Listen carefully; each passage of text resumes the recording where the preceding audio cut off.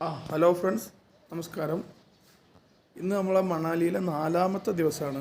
അപ്പോൾ ഞാൻ എല്ലാ സുഹൃത്തുക്കളും ഇന്നലെ ഒരു 4-5 ആളെ വിളിച്ച് ചോദിച്ചിരുന്നു 500 രൂപയുടെ റൂം എങ്ങനെയുണ്ട് എന്നൊക്കെ. അപ്പോൾ കാണിക്കുകയാണ്. ഇവിടുത്തെ ഒരു ടെമ്പിളാണിത്, ഒരു ടിബറ്റൻ ടെമ്പിളാണ് ഇവിടുത്തെ. അതിൻ്റെ പരിസര പ്രദേശങ്ങളാണ് ഈ കാണുന്നതൊക്കെ. ഈ സീസണിൽ തണുപ്പ് കുറവാകുമെന്ന് അറിഞ്ഞിട്ടാണ് വന്നത്. പക്ഷേ ഇവിടെ എത്തിയപ്പോൾ വീണ്ടും തണുപ്പുണ്ട്. കൂടെ മഞ്ഞുമഴയും ഉണ്ട്. ഞാൻ എടുക്കുന്ന അമ്പലത്തിൻ്റെ ഇടതുഭാഗത്തായിട്ട് മുകളിൽ മഞ്ഞുമല കാണാം. ക്യാമറയിൽ എത്രത്തോളം വ്യക്തമാവുമെന്ന് എനിക്കറിയില്ല, കാണുന്നുണ്ട്. അങ്ങനെ ചുറ്റും നോക്കിയാൽ നല്ല ഒരു അറ്റ്മോസ്ഫിയറുള്ള സ്ഥലമാണ്. ഒരു 10-40 വർഷം മുന്നേ നിർമ്മിച്ച ഒരു സ്റ്റേ ആണ് ഇവിടെയുള്ള ഹോട്ടൽ.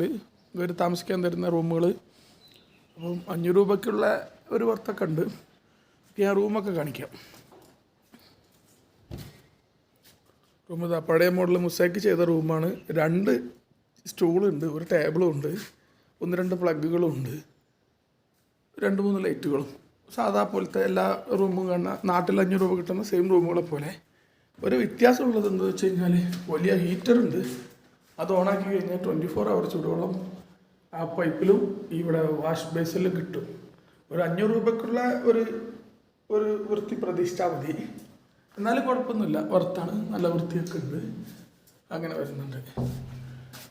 പിന്നെ ഞാൻ എവിടേക്ക് ടൂർ പോയാലും ഒരു കെറ്റലും ഒരു കയറും കൊണ്ടുപോകും. കാരണം നനഞ്ഞ ഡ്രസ്സുകളൊക്കെ നമ്മൾ മഴയത്തോ ഐസിലൊക്കെ നനഞ്ഞ ഡ്രസ്സുകൾ ഒക്കെ ഒന്ന് അലക്കിയിടാനൊക്കെ വേണ്ടിയിട്ട്. ഇവിടെ നിന്നുള്ള കാഴ്ച അതിമനോഹരമാണ്. അതിന് യാതൊരു രക്ഷയില്ല. തണുപ്പാണ്. ഞാൻ ഇപ്പോൾ നിൽക്കുന്നത് 2ാമത്തെ നിലയിലാണ്. ഇനി താഴത്തെ നിലയൊക്കെ ഞാൻ കാണിക്കാം.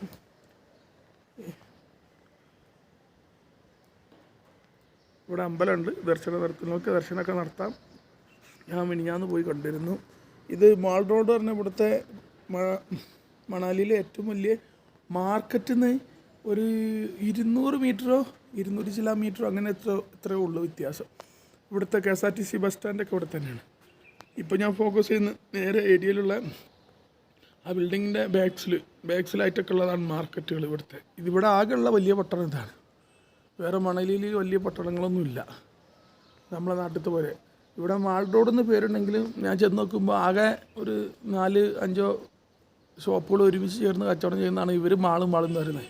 നമ്മളെ നാട്ടിൽ ചേളാരി അങ്ങനെയുള്ള ചെറിയ ഒരു GDS മാളിന് അത്രയും ഇല്ല ഒരു മാള്. അതിൻ്റെ 10-1 പോലും ഇല്ല. പക്ഷേ ഈ നാട്ടുകാർക്കെന്ത് മാളാണ്.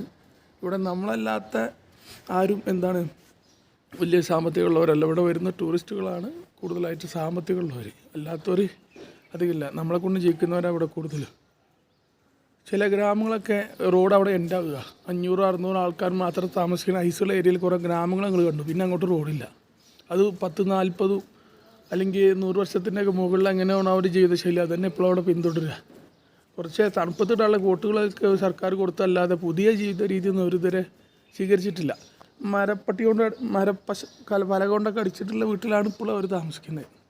ഇത് അങ്ങാടി ആയതുകൊണ്ടാണ് ഇവിടെ നമ്മളെ വാർപ്പ് അല്ലെങ്കിൽ കോൺക്രീറ്റ് കെട്ടിടങ്ങൾ കാണുന്നത്. മറ്റിടത്തൊന്നും അത് കാണാനില്ല.